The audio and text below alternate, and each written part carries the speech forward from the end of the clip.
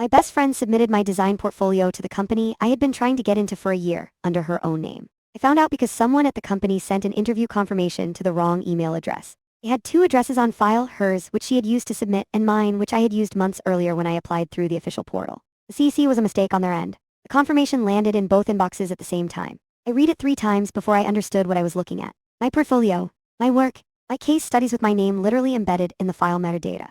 Submitted by Danielle, with Danielle's contact information and a cover letter I had never seen. I called my friend Priya first. Priya had been with me the night I put that portfolio together. He had watched me agonize over the layout for 6 hours. When I told her what I had just read, she was quiet for a long moment, and then said she had actually seen Danielle screenshot several of my portfolio pages about 3 weeks earlier. I had asked Priya at the time what that was about, and she said Danielle told her she was just showing a client. Priya felt sick about it now. So did I. I did not call Danielle. I did not message her. I sat down at my desk and opened the original files, every single one timestamped by the design software, every asset logged in my cloud storage going back 18 months. Metadata was airtight. My name, my account, my save history, my revision notes in the margins of every mockup.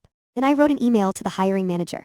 I kept it professional and completely factual. I explained that I had applied to the company previously through the official portal, that the portfolio they had received under Danielle's name was my original work, and that I had documentation to support this, including software timestamps, cloud storage logs, and the original layered files. I attached 3 samples side by side, the submitted versions and my originals, along with a brief timeline. I asked if we could connect at their convenience to discuss further. The response came back in 4 hours. The hiring manager thanked me for bringing it to their attention and asked if I was still interested in being considered for the role. Danielle was disqualified from the process. I found this out not from her but from the hiring manager's assistant, who mentioned it briefly when scheduling my interview.